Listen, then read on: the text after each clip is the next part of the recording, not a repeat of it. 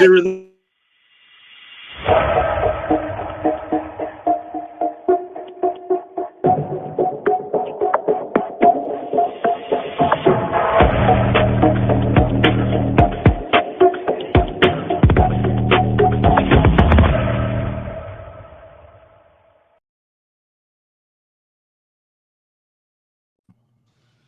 Hello, everybody. Welcome to Explaining the Unexplainable.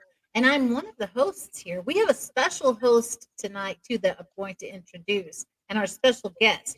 But you've got me here, Mercedes Lucke Benedict. We've got Bishop Dr. Joshua Sparks, and Mr. Mac Sparks is here for the very first time. We welcome you, Mac. It's good to be here. And so, oh my gosh. Okay, so Bishop, Dr. Joshua, I would love for you to introduce our amazing guest. He's like the return champion of our show. I think he's maybe the third or fourth time. I've lost track anymore.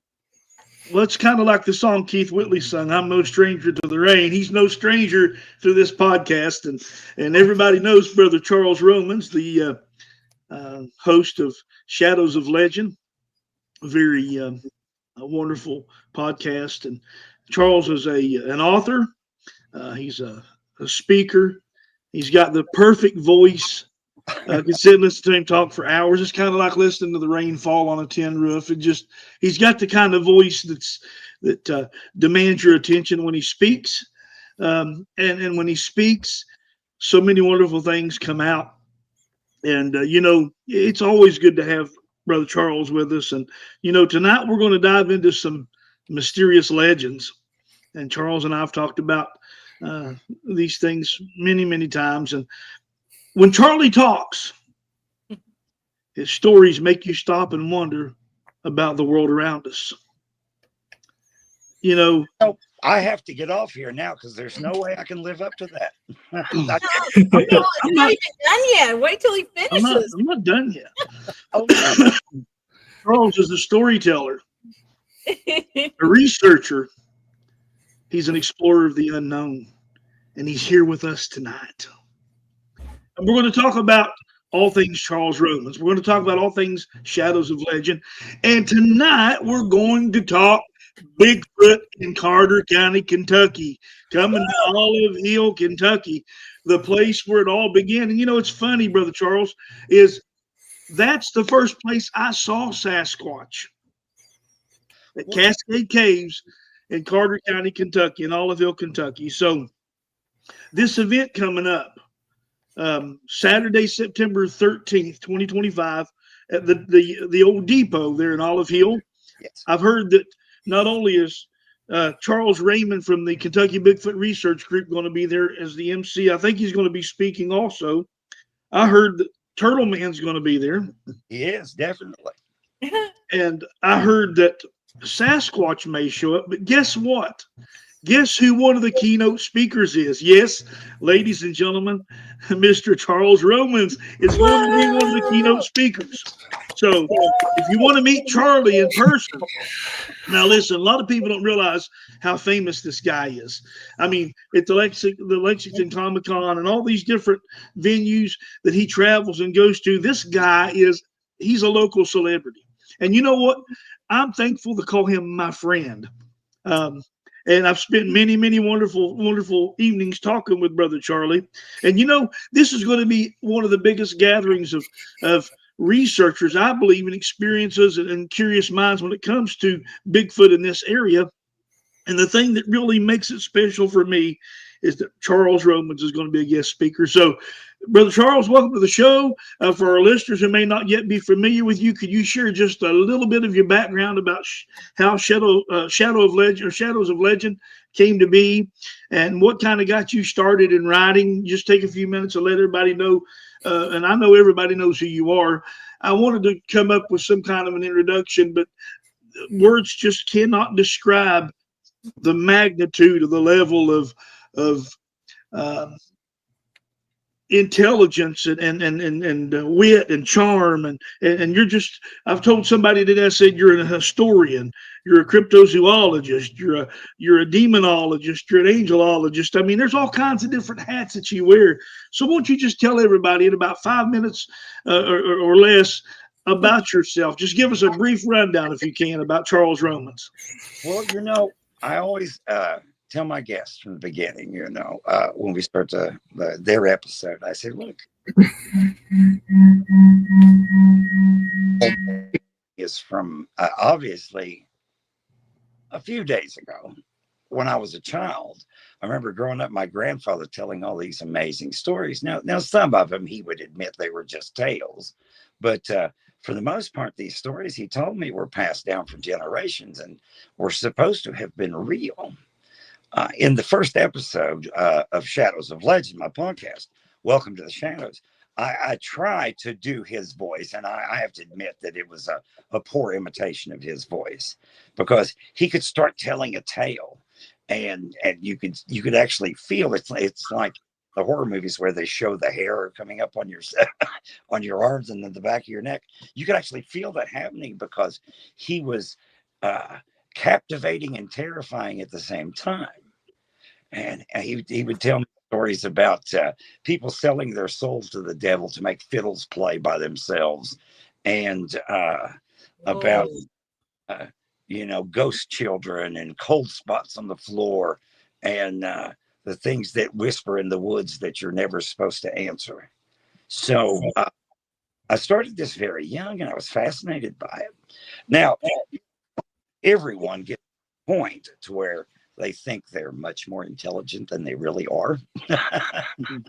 So I got to the point where I thought, oh yeah, I know all this. So I kind of stepped away from it and decided that I would look into other things, but I always came back to it because not only is this are these fascinating stories, they are part of our, not just history, but our history, especially in Appalachia.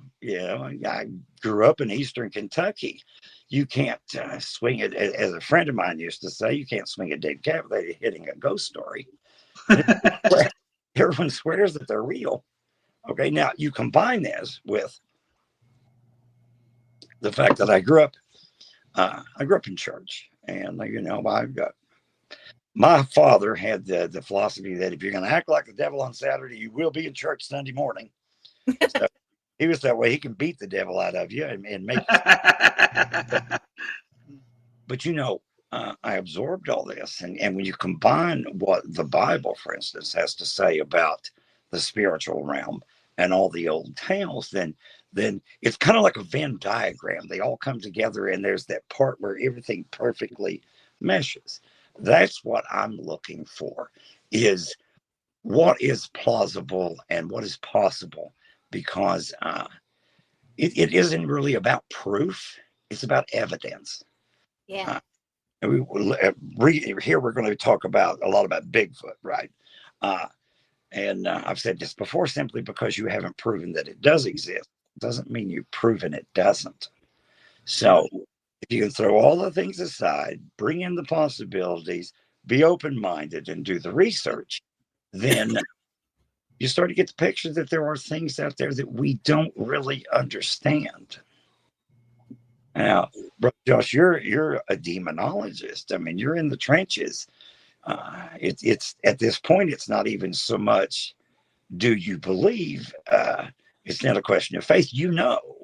Right. So, yeah, get to that point. It's well, it can be overwhelming. Put it that way. So, have grounded research, listen to the tales, acknowledge the possibilities. Sounds like I'm talking around in circles, but unfortunately, that's the way this topic is. It's not like basic mathematics. I'm not adding 2 + 2 and getting 4. You you almost have to follow its own rules, and I don't know if that answered your question, but I guess in short, I was so fascinated that I had to start a podcast about this, because I want people to call and share their stories with me. I'm not trying to prove them or disprove them, share the stories. Let's gather information and see what happens. And there's one thing I love about you, Charlie, is the last time you was here, we don't just have to talk Bigfoot. I mean, that's one of the reasons I wanted to have you on to promote. You're going to be. Do you know what time you're speaking on that Saturday? I'm not sure exactly what time. There was a discussion maybe having multiple stages, but I think we're going to try to keep it to one stage, or rather she is. You got to understand, this is the pilot, okay? And I figure I'll be walking around talking to everybody anyway, so you'll probably hear me show up. And I'll hit the stage when I need to, and I'll give everybody else the opportunity to do the same thing. Wow. Like I say, Turtle Man, eat your heart out. What Right? is this Turtle Man? Is that real? Turtle Man? Yeah. Yes, definitely. I've never met him, but I need to share a story with him because my Uncle Russ came out to visit. My Uncle Russ was a noodler, he hunted turtles. So he came out, he had been to church. He's dressed in his Sunday clothes. And Dad said, hey, there was a turtle in that creek over there. And he's like, have you got an old pair of shoes? So he borrowed an old pair of shoes off my dad and jumped in his suit and noodled out this snapping turtle. So, I'm going to try to share that story with Turtle Man and see what he thinks about it. I'm dealing with all these turtles now. So we've got our desert tortoise outside. We just created the new area of trying to create a turtle for the red-eared slider turtle. So I feel like Turtle Woman anymore. I'm like every day I'm with my carrying my turtle and tortoises around. Oh, Well, but maybe we need to develop a new superhero Turtle Woman. Turtle Woman. We can write the song, well, kind of like Green we're all Hornet means Green Hornet meets Wonder Woman meets Incredible Hulk. yeah. All put into one. Well, you know what? I think we need to let Mac ask a question. Mac, what do you are still our new co-host over here, so don't be around three people that like to talk. Just start. Wade in. Yeah, just get in there, Mac. Just Well, continue for Bigfoot hunting, since I'm a tech person, what kind of thermal cameras do you guys use to hunt Bigfoots? Well, a lot of that depends about the terrain, because if it's a lot of times the background heat will mess up one of these cameras. So you use a variety of them, and I don't walk around in the woods as much as I used to. Bad feet, but really, honestly, I don't have to, because I can stand on my front porch. As a matter of fact, last night I mentioned before we started here, I had a deadline, and I was up to 2:00 in the morning. So I had just sent a story to my editor, and I went out on the front porch and lit a cigarette, and I heard those calls. So I texted my boss. I said, well, I'm taking a smoke break between stories and listening to Bigfoot. So I really don't have to go look for them. They it's like they're coming to me. Maybe they think I'm their press agent. Who knows? Yeah, they're going to have you. They finally got a liaison.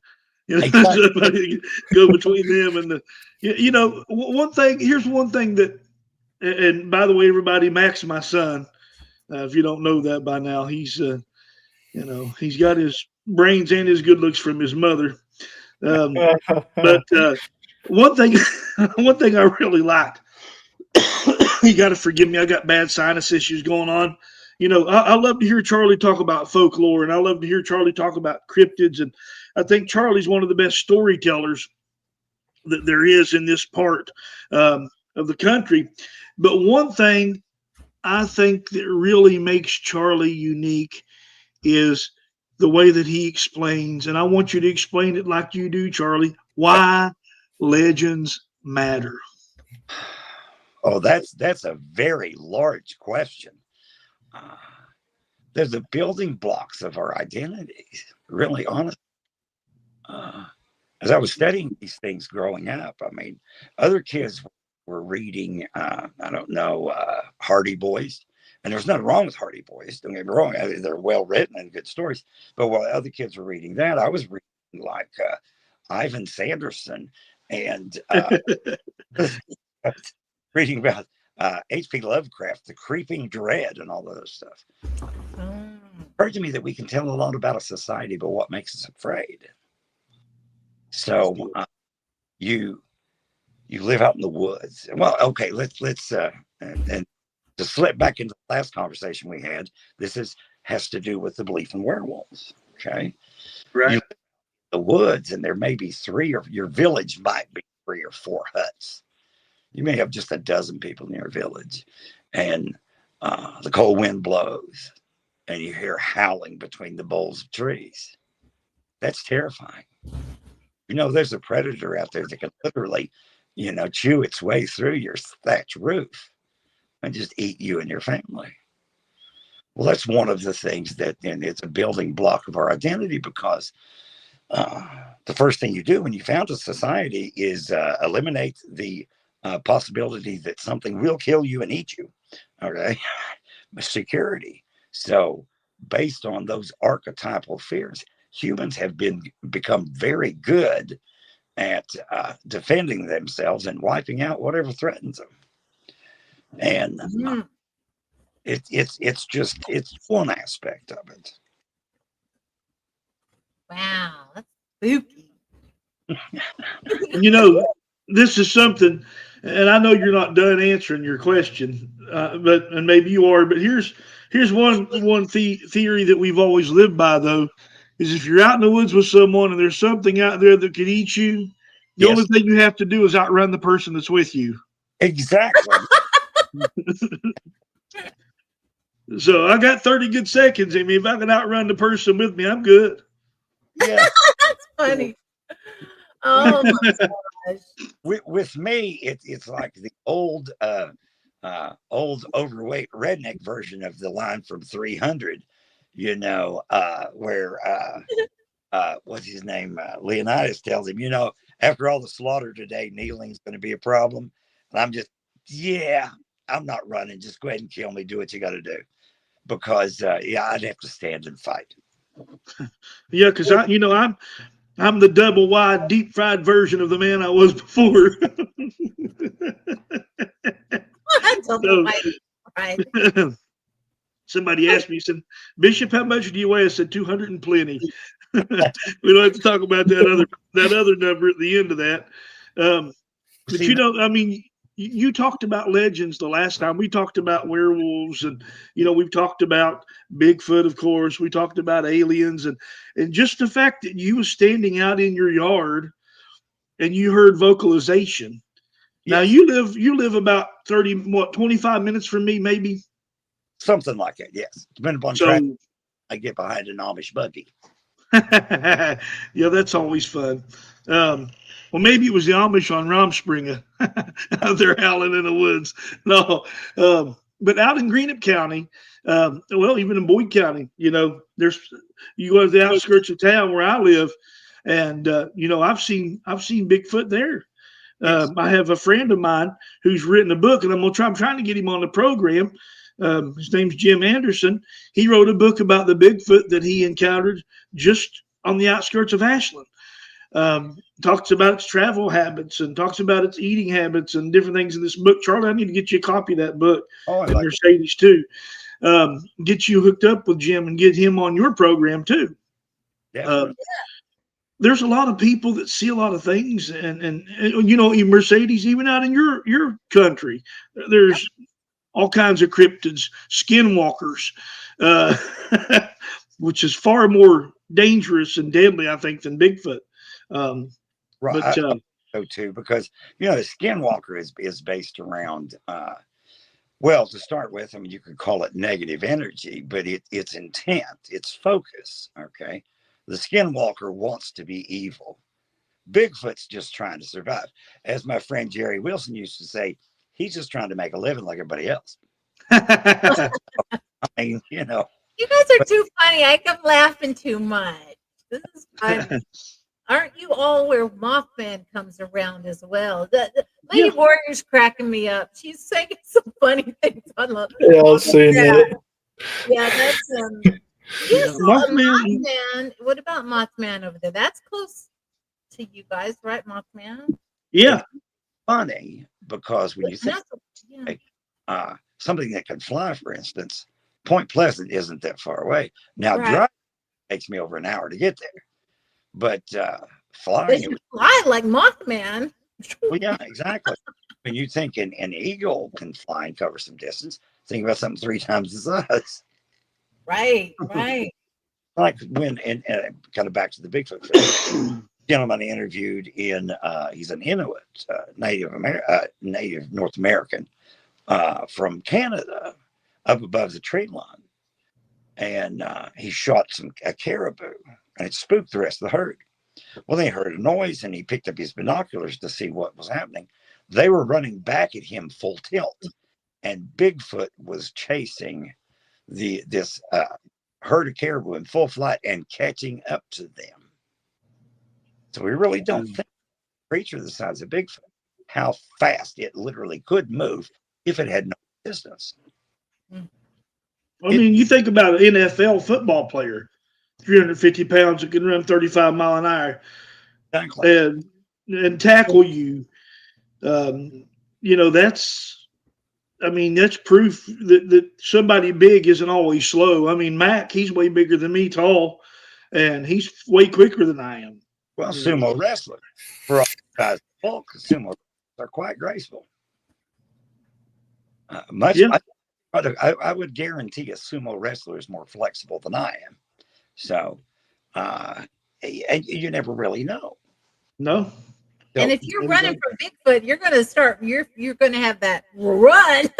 You're going to go fast. Again, it ain't just my legs that's going to be running. Probably something else is going to be running out of me too. So I'll leave a trail all the way to the house. You've only had really good experiences, really, Bishop Joshua. Yeah. And I thought it was interesting that gentleman we had on a couple of weeks ago. I can't remember the name right now. Oh, DWE? Yeah, Darkwing. Yeah. So his take on everything was so different. I mean, he was so different than Charlie's take. Don't you think? It's a little bit, just a little different. It's kind of different. It is, and that's kind of what makes the world of cryptozoology and the world of folklore and the world of legends and the world of storytelling unique, because everybody has a different approach. Everybody sees something differently, and I think that's what makes it beautiful. And the thing about a legend is the mystery. The mystery and the suspense that's hidden behind the story itself. For me, I think that, I remember sitting on my uncle's lap, hearing him tell stories about Big Up. That's what he called Bigfoot, Big Up, as he walked through the woods, and he could hear him walking beside of him. Someone as big as him. My uncle, 6'5", weighs 285 pounds, and my uncle also talked about being in the jungles of Vietnam and their monkey, ape-like creatures over there that they encountered. Yes, call them, yes. And I think, Charlie, we've talked about that before. The ape-like creatures, the soldiers even didn't have to engage them and fight them. Yes, they did. Yeah, because they're very destructive. And in fact, it's been a long time ago. The guy was displaying what he said was a Bigfoot carcass in a block of ice. Yeah. One of the theories to that was that it was one of these rock apes that had been shipped from over in Vietnam. And of course, anything like that's illegal to transport. So when they actually closed in on him and it was going to really, I guess, break it out of the ice or what have you, it disappeared, and then another thing was put in there with a rubber suit, and it was obvious that it wasn't actually a real creature. But it's amazing. Perspective is a lot. Okay, and I always use the analogy. We know that there are a lot of different types of dogs. You see a wiener dog, you see a German Shepherd, you see a Saint Bernard. They're all dogs. But we know they're all dogs is because we've known they were dogs for hundreds of years. Mm-hmm. If we just discovered these animals tomorrow, for instance, it'd be like, well, this thing's short and long and walks. What's this? And this thing is huge and looks like it could take a bite out of the side of your house. and it would take us a while to really make the connection that these were actually part of the same overall. So a lot of this is what part of the world was it encountered. The Australian Bigfoot, for instance, is not the same as North American Bigfoot. And one of my guests, a gentleman from the Ukraine named Yossi Varden, he said that the Bigfoot in the Ukraine are much more friendly, able to interact with villagers and in the remote areas. But North American Bigfoot are just mean and violent. So, based on the behavior alone, you would think, are these part of the same species or are they different? So yeah, perspective and first encounter means a lot. Yeah, it does. And I love the legend part too, that I think we talked about first time possibly. Because like when I was doing the research here, a lot of the legends they talk about, I think it was the archaeologists too talked about it, is that everything was passed down through song. Yes. They said that you could never, even like our Bible songs, they stay the same, and therefore the words so it's like you can really tell a song because the words never really change, and neither does the melody. And Yeah, that's true. It's funny that you mentioned song because one of the earliest versions of what people considered to be magic was poetry. And ancient poetry wasn't like, you know, what we would hear today. It was more song. Most of the individuals throughout history, I mean, we're talking ancient history, pre Merlin of Camelot, all of these so-called wizards were singers and enchanters because there is a certain type of magic to music, hmm, and that's interesting. I haven't heard that. you can communicate much more than just words. Yeah, I mean, it's kind of different when you hear it that way compared to like the Native Americans, but in the Bible. But you're right, though. A lot of like, all that was poetry, Mm-hmm. and so I'm sure the singing was a real big part of it because that they were the singing minstrels. I mean, they were the unusual people that would sing for the king, and probably the cast of spells and things like that. Very interesting. Exactly, because I mean, well, think about it now. Now, obviously, I'm well. My uncle had it researched. My family is basically Irish German. Uh, with they were 20th generation hillbilly, but still, those are my roots. But when we went to Circleville a few years back to a Native American powwow, and now my wife has Native American blood. I obviously don't. But so I'm sitting there and we're listening to that music, and the music is moving me. And it's not my quote unquote racial music. I guess my music would be bagpipes or the lyre or something like that. But this Native American drums, no words, just the drums. And it's moving you, and it's changing you inside. And that to me, whether there's any spells or charms, that to me, it's a type of magic. Yeah.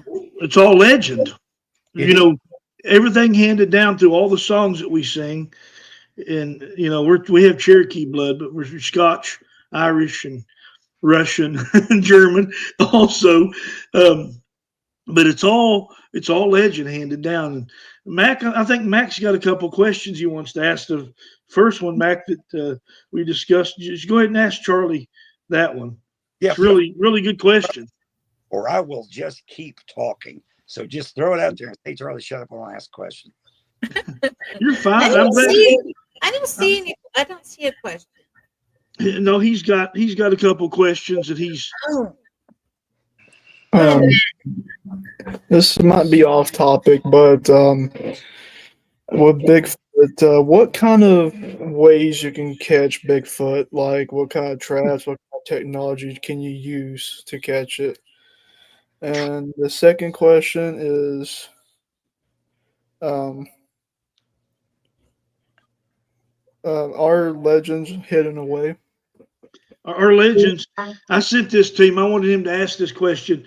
Do you think that legends are a hidden way to share truths about life, making truth padded so we can ease into awareness? Always. That's just like now, after the advent of Disney, nothing against the mouse and his crew, of course. After the advent of Disney, we think all these fairy tales are cutesy stuff. You got the little fairy tales, stuff like that. The original fairy tales were very grim and bloody things, and they were told to children to keep them safe. Everything from, the grim ones that we heard growing up, like Raw Head and Bloody Bones and all that. Yeah. It was a violent world. We don't really realize. I can walk out and sit on my front porch, and I might hear Bigfoot, but there's very little chance that something's going to pop up and eat me. 500 years ago, you couldn't say that. 1,000 years ago, you had even less accuracy about saying that. So a lot of these legends were built around what could happen.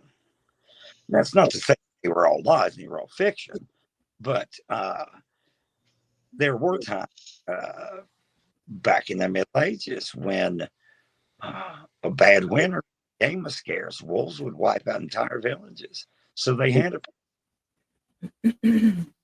Well, that one man that does the missing 411. So I used to watch a lot of those, and I really liked when he started doing like a chronological, like Bigfoot, Sasquatch, just a lot of that information, and he shared actual reports from newspaper reports back in the 1900s, the 1800s, and he would read it from the newspapers about Bigfoot and the attacks in the villages, because the newspaper reporters at those times would write this, so they would talk about that. So Marie or Lady War was asking, she hadn't really heard of anything that had hurt anybody. I really haven't either, but I remember listening to him read those reports, and I thought, well, maybe back then, like you said, they're in a village.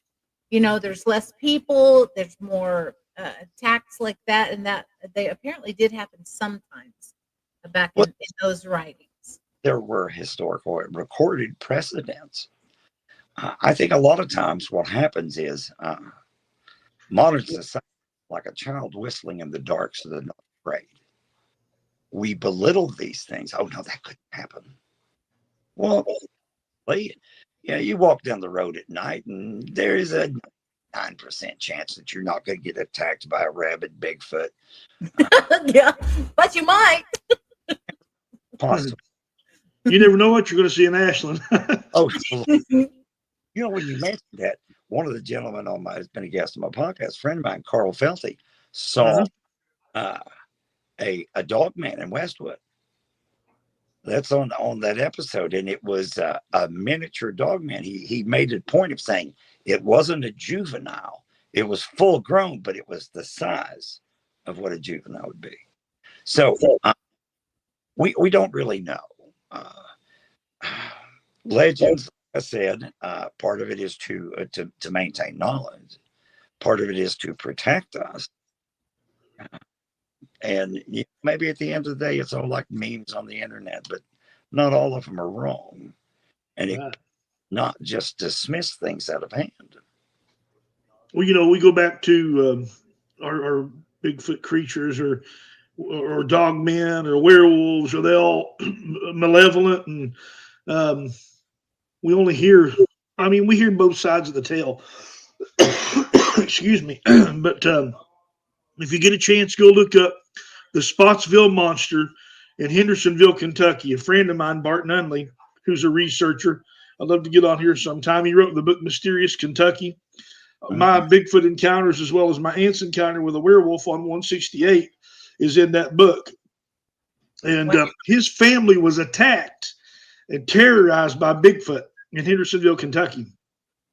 To the point to where they were in fear for their lives. So if you get a chance, look it up. Is that the one where they were throwing the rocks at the house? Is that his story?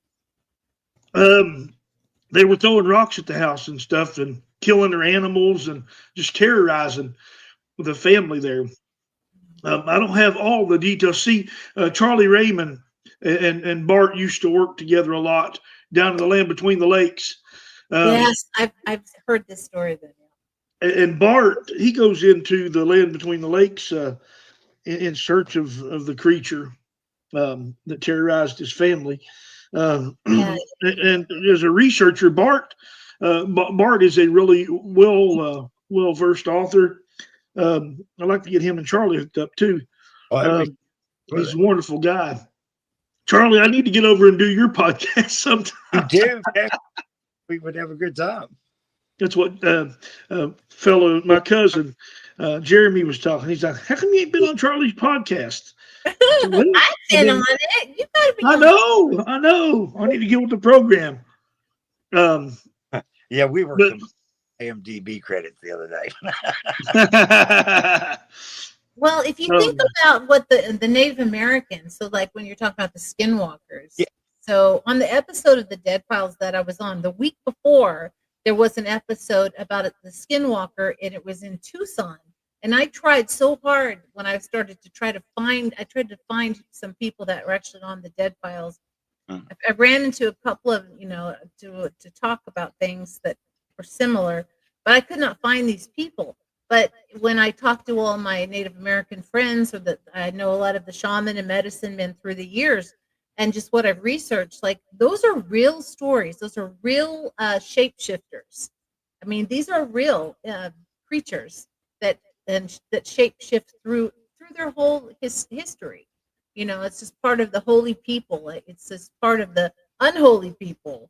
So, I mean, I don't see how all of these stories and all of these legends could be wrong if they're from every walk of life.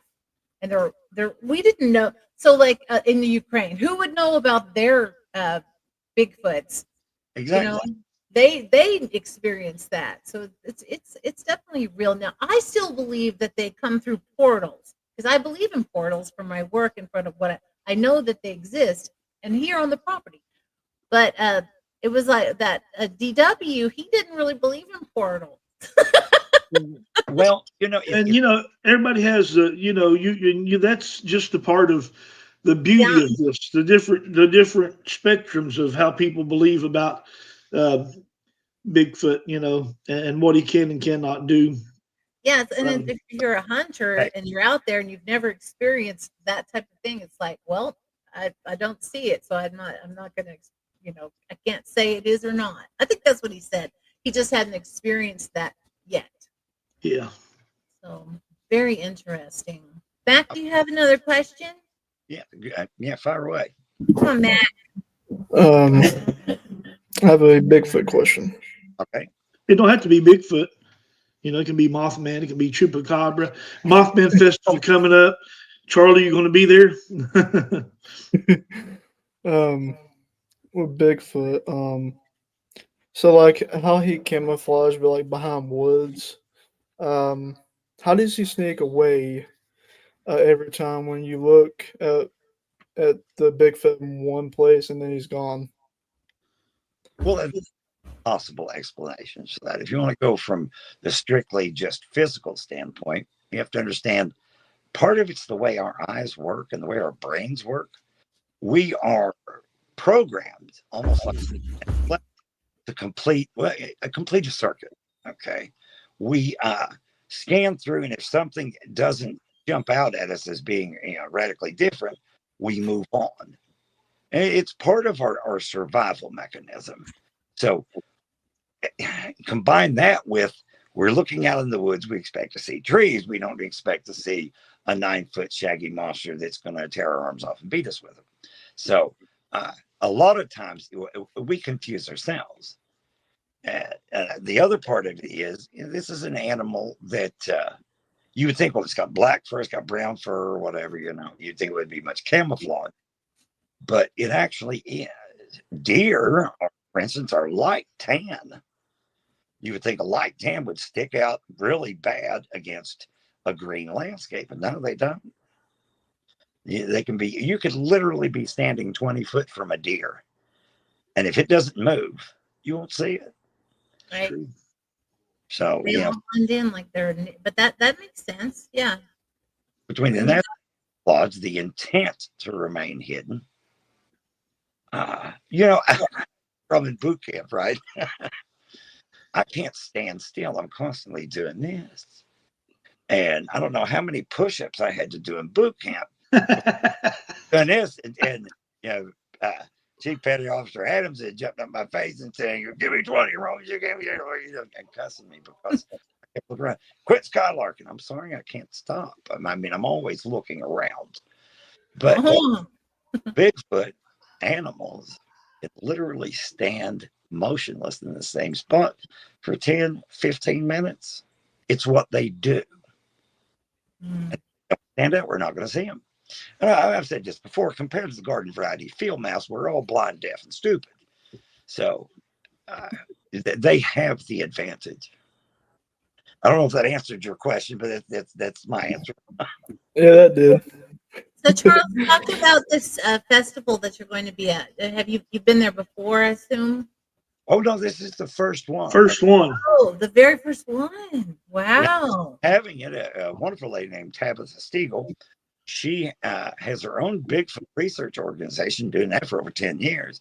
And she knows people that are going to be speakers. Uh, uh, Technically, I guess I'm the new kid because I just met her. I've talked to her numerous times, though. She's a wonderful lady. And she I wants to. used to be her pastor, by the way, at Princess Chapel. Oh, okay. Excellent. Excellent. Wow. Yeah. So, and she's just wanting to bring everybody in and share the love of cryptids and wants everybody to have a good time. So we get a lot of speakers talking, people exchanging information. My editor at the Carter County Times, he has done a ton of research. I told him, and his name's Jeremy too, Oh, yeah. like your cousin. And I told him, I said, jump up on stage, start talking. You know, more the merrier. He said, "Don't tell me that. I might do it. I get up here and do it." But sharing the information, like I have, I guess you could say, my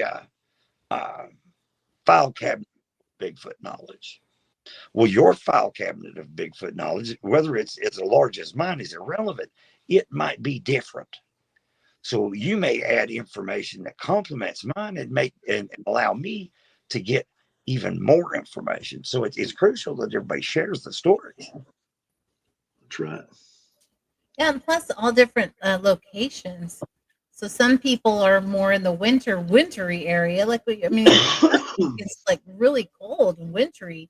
So do they have more sightings in the spring compared to like winter? Is that something people talk about? Yes, Bigfoot has a lot of the reports compared to any animal, it has a range of that it travels. Okay, which I think is one of the reasons that the Native Americans had such a wealth of information about Bigfoot is because they also were nomadic. So they understood the cycle and everything. It's like the 140 acres up the head of the holler here that is belongs to my wife and her brother. They come through there at certain times of the year. And my brother-in-law talks about hearing tree knocks and hoots and everything else. So, and you do hear them more one time or another. But I think in wintertime, a lot of cases, a lot of people think that Bigfoot is a cavern dweller as well. So I don't really think anyone that believes Bigfoot actually hibernates, but all the caves. I mean, this it's kind of like when I was talking to Georgia Tsoukalos at Crypticon. I said, the world's not hollow. The world's Swiss cheese. Okay. Complexes, and which is another thing that harkening back to the magic. The Irish believe that caves were portals from one dimension to another because it was two things, but it was part of two things, but it was neither. It was outside and it was inside. It's like wells. They're right there. They're land, and anything that had more than one property to them was considered to be magical. Wow. I was going to say something about some of the things that Lady Warrior and I have talked about in Kentucky, and I'll just bring it up slightly, but they dug tunnels. They had tunnels. One of Yes. the things in the remote view thing that I was asked to look at in that land, I saw these tunnels under the ground, and so she confirmed it. And apparently, that was something that I think that's maybe something how people got around or smuggled things, or just to bury, or just to go under the earth, maybe for the winter. I don't know. Is so that something that's common? Do you think? And those tunnels just come. Not that they may be magical like the Irish and things like that, but is that something? Do you think that the Bigfoot or these cryptids could use to move through the tunnels? Well, it's a distinct possibility because they may have been initially made for moonshiners to transport. Exactly. Bigfoot can use it too. And So they find those things. yeah, exactly. And there's so many abandoned mines in Kentucky, West Virginia, and places like that. There's so many, in fact, that the government has put out a special grant to reclaim abandoned mine lands. So the habit was, I just start digging for coal, for instance. Run out of coal, just leave, throw a few boards over the front. But the whole complex of tunnels where you were digging out this coal is still there. So there could be anything living in there. Yeah. Think about Charlie, that. do you know anybody that's an expert on the mushroom mines there in Olive Hill? No, I don't. The folklore and the stories behind it, and the I'd love to do an interview with someone. We have, like you're talking about mines. The mushroom mines is a place where Satanism and teenage party goers and Bigfoot and cryptids and ghosts and everything combine and intertwine in this series of tunnels there in Olive Hill. It's funny, the place where they're doing the Bigfoot event, I work. That's where I work at. So it's that you see little pictures of Bigfoot all over the place. Now it's pretty cool. That's Actually important. You touched on a couple things there. Dig deep, because what is that when people are interested in these things, they scratch the surface. And when you just scratch the surface and you don't have a better understanding, then that's when you get yourself in trouble, get yourself hurt. So it pays to understand that just because something looks cool on the outside doesn't mean it really is on the inside. And now me, when I was a young person a long time ago, I may have been there to drink a little bit and be with my girlfriend. But a lot of people do use abandoned mines and any kind of out of the way place to engage in much worse behavior. Desiree is here with us. Hi, Desiree. And we got Trish here with us now. We've got so many people. Got Lady Warrior, Trish, hey, everybody. Yeah, and so Desiree has a question. She goes, does the planetarium alignment make an impact on their presence? Oh, wow. No clear that. We have gotten so far away from nature that we don't understand that the planetary alignment has an effect on us. Yeah, that's right. It definitely does. It is more tied to nature would have to be affected by it. It's just like tides and lunar cycles. There's a reason they call it lunatic when a person goes crazy.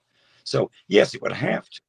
Now, as far as how much it would affect like their range of motion, breeding cycles or something like that, I really don't know. But it would have to have an effect. Right. And Trish was saying that that she's heard of that, like they're nocturnal. She believes that they're more nocturnal, but she's heard of some of them coming up into the campers at night, like in the parks where she's at. Well, interview. Like they come out in the day too, but mainly they are at night. Well, yeah, and predominantly nocturnal, but so are raccoons. And I've got pictures of them laying on my front porch in the middle of the day eating catfish. Yeah.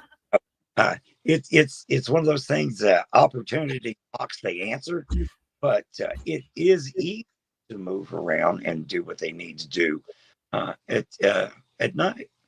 Now, I mentioned Doug Waller. He had pointed out that when people wish to see that kind of activity, like on their property, you be careful because you may get the gentle giant, and you may get the ferocious beast. Combine that with the fact I talked to a naturalist for the newspaper from the Kentucky Forestry Division about bears. He said, clean your grill. Don't have anything around outside. If you have pet food outside, bring it inside so that you don't attract them, because if they become dependent upon the food source and it is removed, then they will start tearing things apart. So, to me, that's, be careful and use a little bit of common sense and logic. See, with Bigfoot, it's kind of different though, because Bigfoot seems like they can reason, like they're logic. They have logic. They're intelligent. Just much like a chimpanzee or a gorilla or anything like that. I mean, I believe that if we was to be able to present a flesh and blood body of Bigfoot today, I believe that Bigfoot is a possible ancestor of the Gigantopithecus blackie, which was the North American great ape that stood over 16 feet tall. Several thousands of years ago. But because of the patterns and the different ways that they live, I mean, it's much like an ape, much like a gorilla. The way they've charged people, the way they make their presence known when they come to the woods, snapping branches and little trees and just making noise, just scare you off. Anything, even though something's more powerful than you are, they don't want a confrontation any more than what you do, because they don't know. They too, even though they're big and large, like a black bear. This guy said he was walking up the hill and he was hunting and he come face to face with a black bear. I said, what happened? He said, I went one way and he went the other. So, I mean, they don't know what you're going to do to them either. So they have a fear of humans, just like we have a fear of them.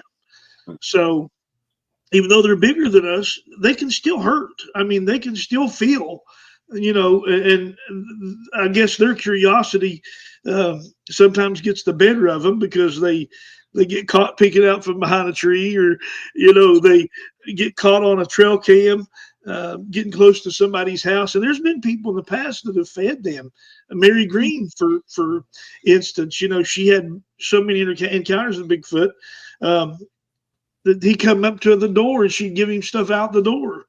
Hand him food out the door, and he would take it, communicated with her. I mean, so there's a logical, maybe some kind of a magical Harry and the Hendersons type creature there as well. Of course, there's malevolent creatures in any type of species, but I don't know if you've heard about the creature over at Lake Vesuvius over in Ironton, Ohio, Charlie.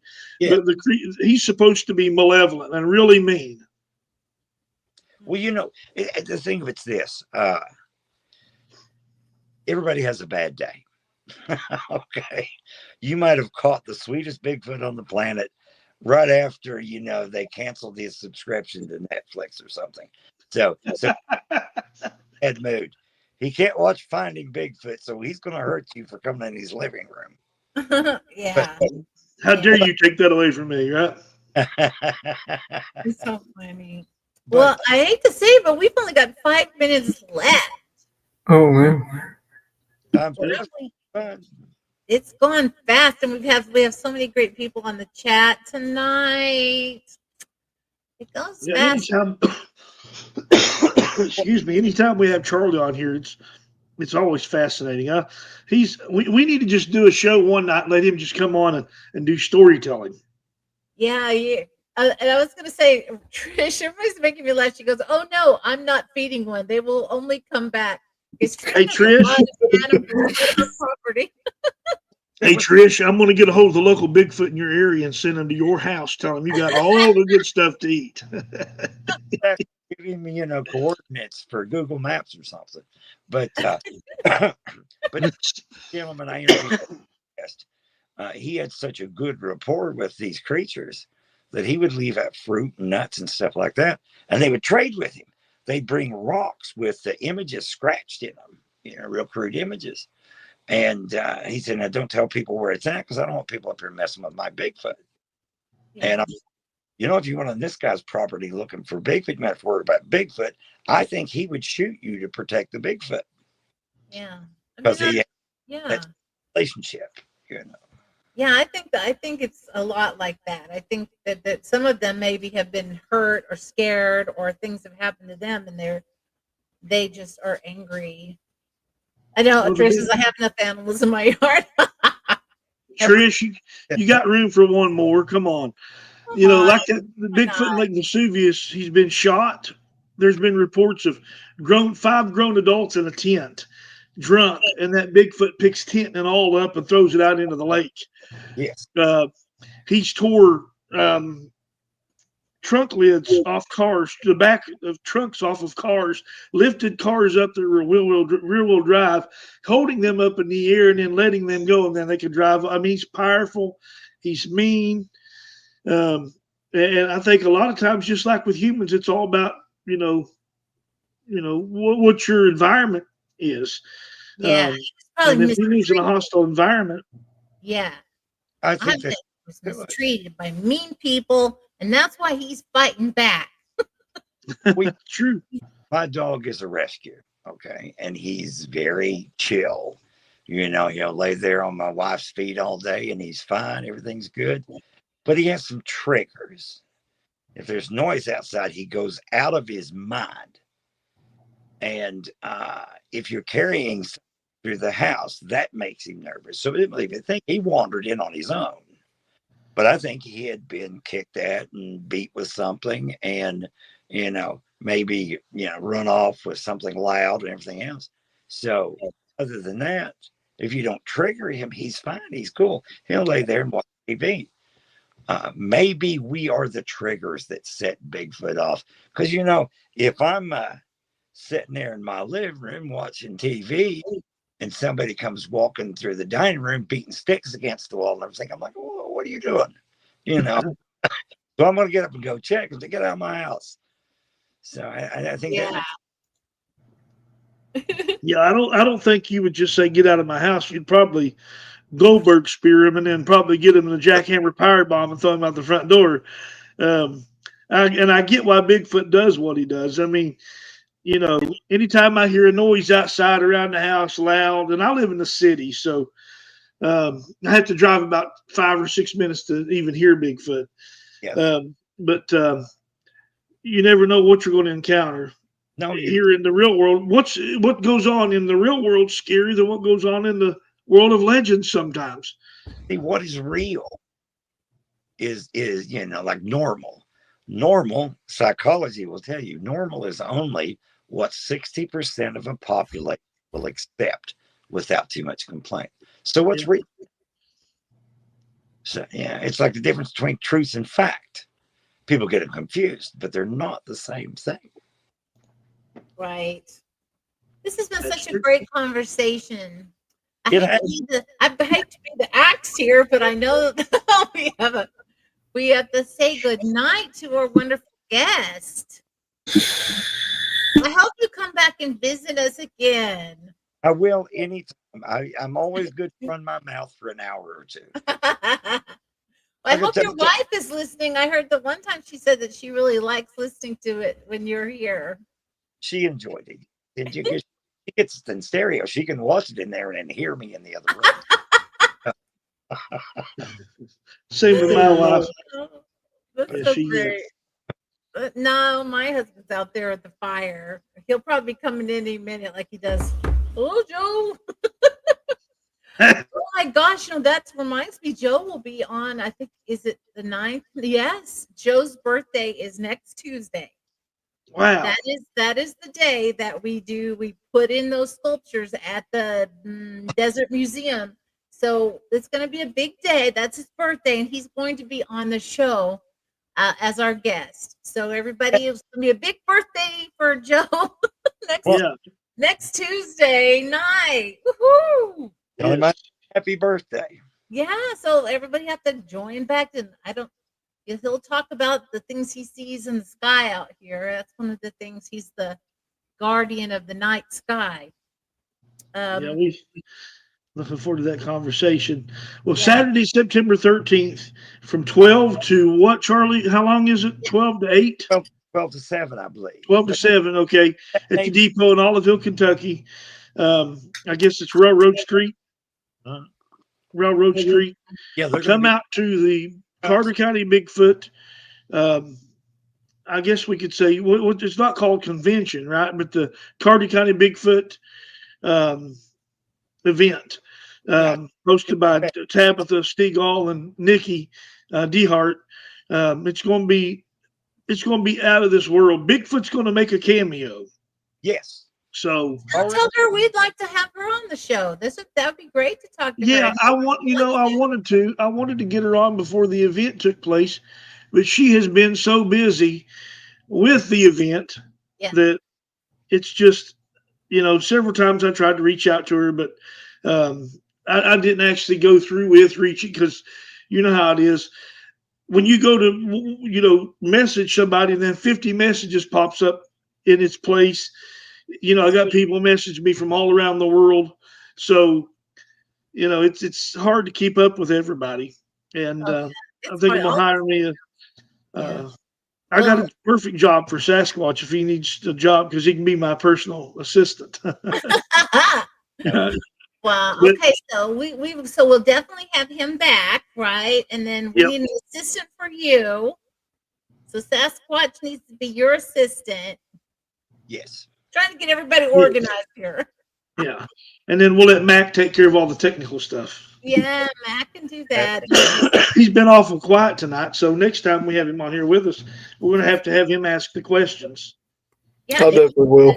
I think he did really good, Mac. I think you did awesome. You really did great. I want to say, everybody, I said this earlier on the other show, but be sure to watch The Unseen Realm this Saturday at 3 p.m. Pacific Standard Time. It's going to be a very special event. We have Mario and KO, and they are both with the the Jersey Shore Entertainment. There's a lot of great things happening right now, and they're going to be talking with us on the podcast. So it's our very first guest to have on the podcast. It's going to be a very interesting conversation. So we look forward to having them on. Bishop Joshua, Brother Joshua, is there anything else I need to say or you need to say? Just check out Shadows of Legend. Tell us real quickly, Charlie, how they can listen to that. Well, you can, of course, go to the website, shadowsoflegend.com. Make sure if you're searching it, you search for Shadows of Legend, the podcast. If not, it will take you to a video game, which is a great video game, but it's not me. I don't do any of the voices or anything. So Shadows of Legend, the podcast, it's available on everywhere, basically. And if you go through Spotify, you can go to the website through Spotify and let you go all the way back. You can listen from the beginning. I believe there's 93 episodes up there right now at this moment. Wow. Okay. That's awesome. I'm going to put that link on here. I should have been doing that earlier, but I laughed so much at everybody's funny comments. But everybody watching, make sure you go like, subscribe, and share Charlie's podcast. You're going to jump into a world of the unseen and the macabre and the unexplainable when you go listen to Charlie's podcast. So please go and support Charlie. Charlie has been a friend of mine for many years, and he's real. He's flesh and blood. I've shook his hand. I've hugged him, and we've broke bread together. He's a real flesh and blood. He's not like the Phantom of the Opera, or the Ghost of Estee Lauder or something like that. He's a real person. So go check him out, if you will, please. All right. Give him much love from us. Yeah, and I put the link on there for you, Charlie. Now I'm calling you Charlie now. Take that. All right, everybody. Thank you. Good night, everybody. Good night, Matt. Good night, Charlie. Good night, Joshua. Love you guys. A good night, Stan. Good night. Stan, we love you. Yes. It's like having family come over and you're all talking in their family's house. Yes, it's like good night, good night. Good night, Jim. Good night, Jim Bob. Good night, Mary Ellen. All right.